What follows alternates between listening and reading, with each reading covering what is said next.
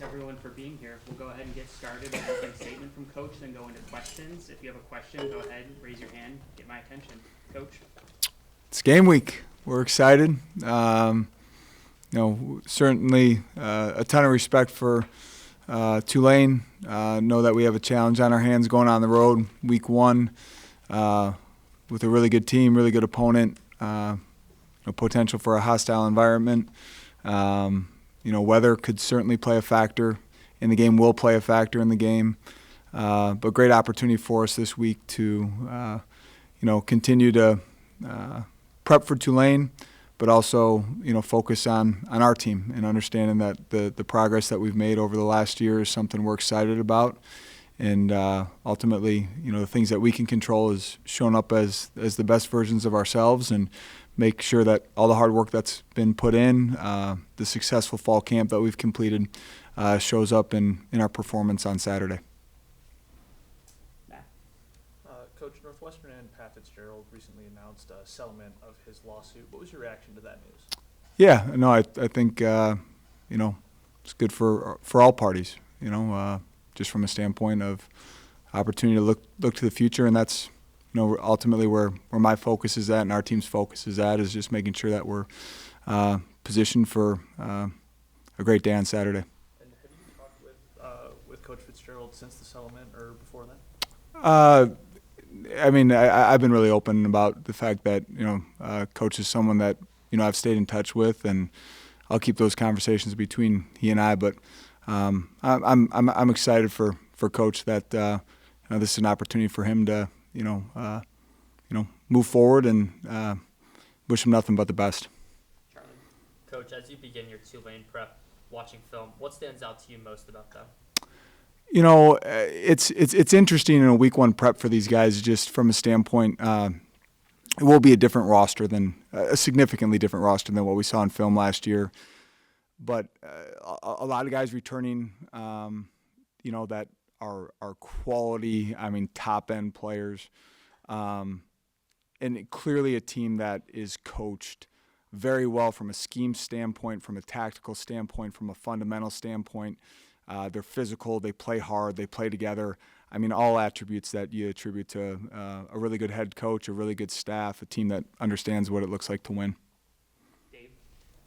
You won 2 Big Ten road games last year. What, if anything, can you take from that going into a game on the road? Yeah, it's ultimately just being able to handle any level of crowd noise that we're going to be dealing with. I think it's. I've said this previously, Dave, but I feel like we have a really mature football team right now, and that's something that should serve us really, really well on the road. But just, our preparation throughout the week will be critical, but we got to make sure that preparation continues into the transition to the flight, to the hotel, make sure that with an 11 o'clock kickoff, we understand what that looks like, something that we're really familiar with around here. But, I'm trusting and feel very confident that the maturity of this football team will show up in our preparation on the road. Coach, since the last time you spoke, Northwestern named its captains for the upcoming season. I was hoping to just get some notes on each of those guys and what qualities you think made them and got them elected to those positions. It's really exciting to see, having two captains that are repeat captains from last year, Carmine and Cam. Mac Uline. The thing I love about Mac, regardless if he had the title of captain or not, he's going to operate the way that he does, just from a setting the tone throughout the entire team, being a great example of what the standard looks like, operating in all things within the program. An opportunity for a guy like Preston Stone, new to the program, arrived just in January, for him to be voted on by his teammates as a captain, I think is a reflection of his leadership and the relationship building that he's done. And then, to have Caleb Tiernan voted as a team captain, I think speaks not just to his performance and the credibility that, Caleb's built throughout this program over the course of the last 5 years, but him really stepping up as a leader over the course of this past offseason. That's a big deal to have a representative in our captains from the offensive line room. It's a reflection of the growth that Caleb's made. You could tell by his reaction. It meant a lot to him.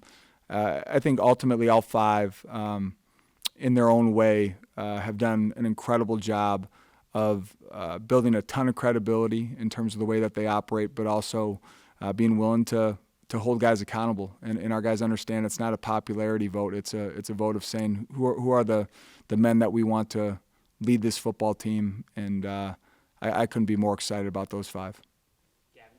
Coach, last week you talked about, kind of the offensive line position battles and most of the four being locked in, but really wanting to shore up that right tackle position. Since then, has anybody really emerged in kind of, as a starter for that Tulane game, and what's been going on in that position battle specifically? Yeah, I think, Deuce McGuire and Martez Lewis both show a lot of promise. Excited about both those guys. Again, I think the lack of clarity on who's going to come out for the first series is a reflection of we think both those guys are doing some really good things right now. Whether or not we rotate at that position or, who goes out for the first series, those are things that, we'll work through as we progress throughout this week. But what I can tell you is regardless if it's Martez or Deuce out there at right tackle, we feel really good, really confident about the way those guys are playing right now. And I noticed you also didn't mention Xavier Gray, who you did last week. Does that mean that the competition is mostly down to those two? Xavier's going to play a lot of football for us this year. The thing I appreciate about X is his ability, his position flexibility to play both left and right. Ultimately, someone that we're going to have to lean on, count on, plan on him playing a lot of football for us this year. But as we prep for Tulane, really see that right tackle position being owned by a combination of Deuce McGuire and Martez Lewis. Coach, you had a controlled scrimmage on Saturday, and what are your thoughts after reviewing the film? What did you see? It's that last scrimmage, that mock game is always really good to work out some kinks, and sometimes it's more for the coaching staff than it is the players. I mean, it's a lot of looks against Tulane. It's all scout work or look team work. But was excited about what we saw, not only out of our ones but also our twos. Continue to see the development of Ryan Bowe, which is really exciting. Continuing to see really good things out of some of our young safeties and our depth at linebacker with Jack Sadowski and Yanni Karloftis, and ultimately provide a great opportunity for us just to work even the details as a staff of not only comms on game day, but what it looks like at halftime when we go into the locker room. Where are we staging things? Where's special teams meeting? Where's the offense meeting? Where's the defense meeting? New rule in college football now that not only can tablet technology come into the locker room with you, but you can project it. So, I mean, even just working through some of the, logistics of all that. But excited about where this team is at. You can also tell that this group is ready for game week. I mean, just the energy in the team room this morning for our team meeting, you can tell that this group is excited that we are officially, in game week. Coach, you talked about how on the offensive line, you're not really sure who's going to go out there, but on the defense, it's kind of the opposite. You've known who's going to go out there for the most part at basically every position. How is that going to help, especially going on the road, knowing that you've got an experienced defense that knows their roles already and has been playing those roles all offseason? Yeah, I think the two things that stand out, a lot of experience on that side of the ball, a lot of experience specifically in the D-line room, and also, a level of depth at all positions that we're really confident in. The way that we rotate on D-line, that's an absolute necessity. And sometimes early in the year when you're rotating at the D-line, you have some young guys that are cutting their teeth for the first time. That's not necessarily the case this year, which is something that needs to be a strength and needs to show up for us on Saturday. But also excited for guys like, Mac Uline, Braden Bruss, Josh Fussell, Fred Davis. I mean, guys that have played a lot of college football. Garner Wallace has been an absolute, stud throughout the course of spring ball and fall camp. Excited for him, the depth that we have in that safety room with Damon Walters. The defense is going to have to not only show up and be at our best against a really quality Tulane opponent, but also is going to have to lean into, playing with a ton of depth in a game that weather will certainly play a factor. Coach, I mean, you have the benefit of a ton of veteran experience in your offensive line room, but how would you describe the progression you've seen out of a guy like Azomo to be able to carve out a role so early in his career here? Yeah, I mean, it's really impressive for any first year to play the amount of football that he played last year, especially against Big Ten competition. We knew when he arrived that, his strength levels and his, football IQ were things that really stood out, but still for someone to transition as quickly as he has into playing last year and then the progression we've seen going into 2025, it speaks to his passion for the game of football. It speaks to his competitive spirit. There's many things I appreciate about Mo, but one thing that I really appreciate is the demeanor of his play. I mean, he plays with a little bit of an edge, a little bit of nasty to him, something that you're certainly looking for in an interior offensive lineman in the Big Ten. Chris? So Tulane's offense last year was someone that put up, I think, 40-plus points at least 5 times. I mean, when you prepare for them, what challenges do they provide to your defense right off the bat? Yeah, they do a great job of committing to the run game. They're going to find ways to utilize their personnel. I mean, that's one thing that I think is unique about this week's prep is, not certain how they're going to utilize the quarterback room, who's going to start, who's going to play. But something that certainly stands out is they want to establish the run game.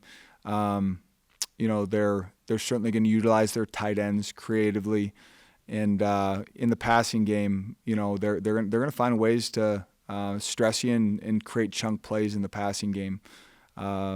Utilizing tempo as a weapon. I mean, they're well coached. They're multiple, and there's also it's very evident that they understand how to utilize the skill sets of their personnel, and it's going to be an awesome challenge for us in week 1. Ethan? Coach, you just mentioned some of the difficulty and the ambiguity of the Tulane starting quarterback spot. What challenges does that present in terms of the way you prepare this week, in terms of preparing for different guys with different styles? How do you have to prepare for that? Yeah, ultimately, I mean, we're obviously very familiar with Sully, but still going back and studying his tape from last year and, taking a look at BYU film and Ball State film and making sure we're just familiar with the skill sets of every quarterback that's on the roster. And ultimately, knowing that, all the guys in evaluating the film, they're well-rounded quarterbacks, but just having an understanding how they may utilize certain schemes, whether it be play action pass, whether it may be quarterback run game, of making sure that we have a plan that's flexible throughout 4 quarters to adjust as needed. You mentioned you guys safeties a few times. I think one of the presumptive starters there is Damon Walters. Between Robert Fitzgerald and Garner Wallace, who do you see as starting next to him? And would that be an every snap situation or more of a rotation? What I know with certainty is Damon Walters, Garner Wallace, and Robert Fitzgerald are going to play a ton of football for us this year. I mean, I think those are 3 guys that if there is an issue created, it's like, gosh, these are 3. Like, how do we find ways to get all 3 of these guys on the field at the same time? All 3 have proven to be Big Ten caliber starters that are going to have a tremendous impact, and we're going to have to find creative ways to get those guys a ton of snaps, but even find ways to get all 3 of them on the field at the same time. And after last season, when injury kind of gave Damon the opportunity, and then he kind of played his way into a starting role, what do you see as his potential this season? I mean, I think the sky's the limit, honestly. And certainly don't want to. Damon's so competitive and so prideful. I don't need to put any additional pressure on Damon, but I truly believe Damon Walters, has the ability to become an all Big Ten caliber player and is going to have the ability to play football far beyond his years in college. Coach, you've talked a lot about the importance of having a veteran presence, especially going into a road game to kick off the season. That's very true for your running back room as well. How helpful is that for the offense? New quarterback, a lot of new receivers, knowing that if you need to fall back on the run, you've got some guys who have played a lot of big-time college football. Yeah, I'm really excited for that group. I'm excited for the depth in that room. I'm excited for a guy like Cam Porter coming back for an additional year. Excited for the ways that we're going to be able to utilize Joe this year. Caleb Komolafe just continues to mature and improve as an every down back. And I'm also excited for that group. There's a level of confidence with that group right now in terms of the things that they're seeing and in terms of the way that they're being utilized in the passing game, but also that offensive line that they're running behind. That is a strength of ours that we're going to have to lean on throughout the year. One position group where you guys don't return a ton of production is at tight end. I mean, what so far has stood out to you? Who has stood out to you, and what do you say about like just the hunger of that position group thus far? Yeah, really competitive room, a room that ultimately like we're gonna have to continue to figure things out as the season goes, how we best utilize each skill set. It's a diverse skill set in that room. Lawson Albright, I just genuinely appreciate, his consistency, his leadership in that room, can do everything that we're asking out of a tight end in that room. Hunter Welsing has improved tremendously as an every down tight end and as a blocker, but is certainly a weapon in the passing game. Alex Lyons has been a great addition to that room.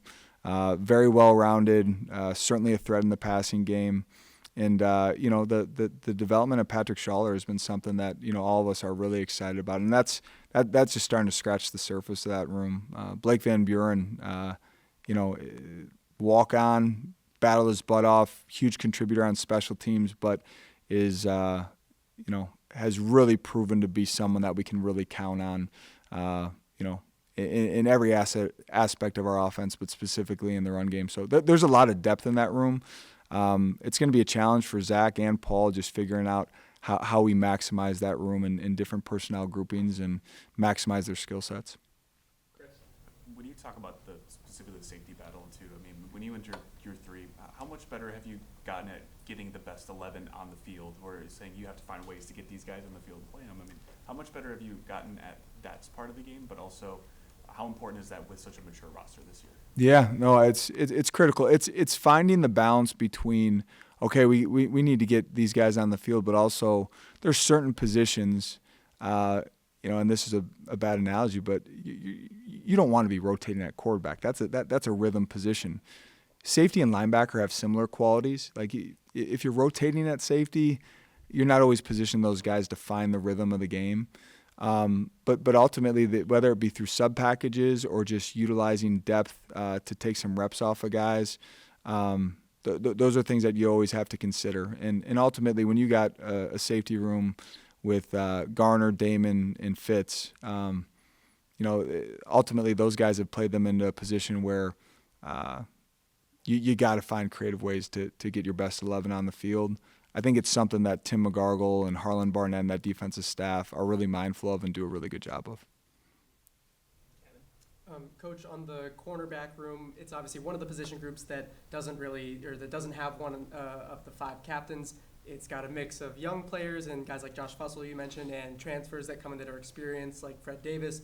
How have you kind of seen that battle shake up, and who's really emerged as a leader in the cornerback room just kind of over as the season approaches? Yeah, Ori has been a tremendous leader in that room, dating all the way back to January in the offseason, continues to be. Josh Fussell continues to step up, starting to understand the level of credibility that he's built. He can really step into that leadership role. I think Fred has done a tremendous job as an older veteran guy that's played a lot of college football, of showing some of the young guys in the room what it looks like to compete in the level of physicality that's required to practice with at this level, and that's needed.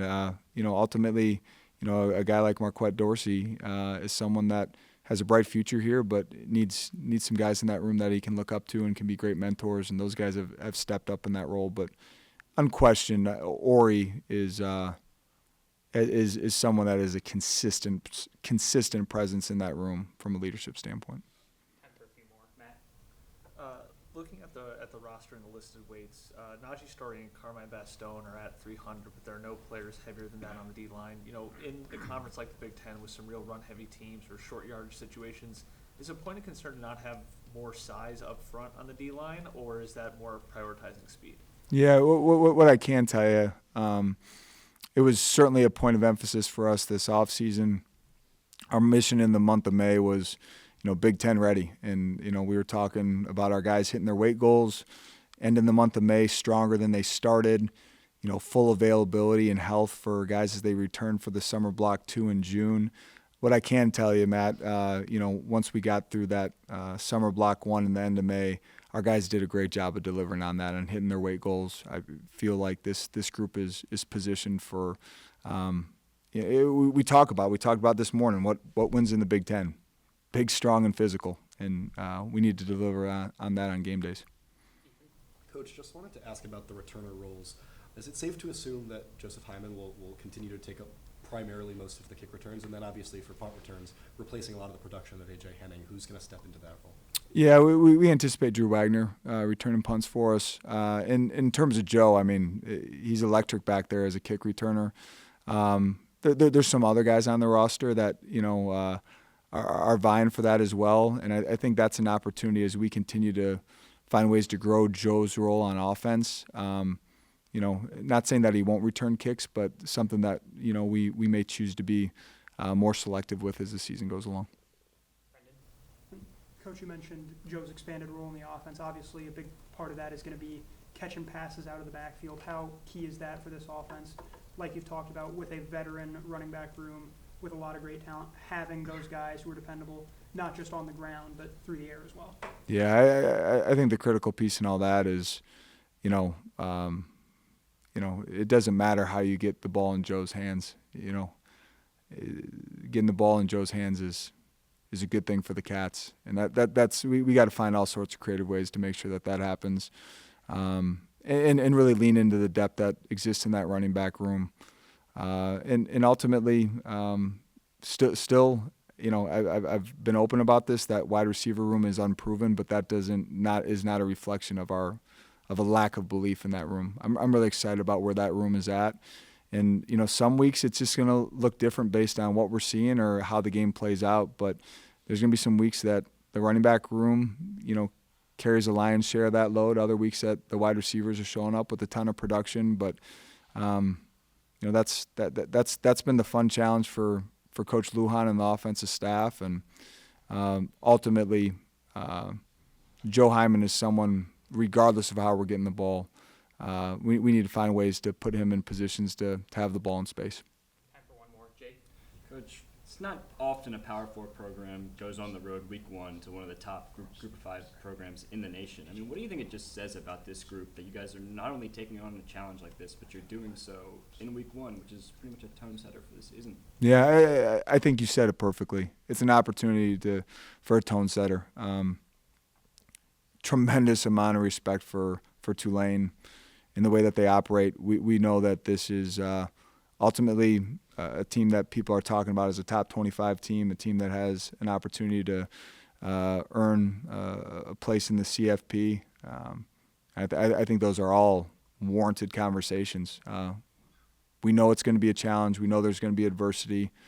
We know what stands in front of us. And the thing that I appreciate about this team and this staff is we've embraced that with a mentality of good. That's the way we want to start off the season, with an incredible challenge in front of us. And, for us to be Monday a game week and, have game day on the horizon is something that all of us are really excited about.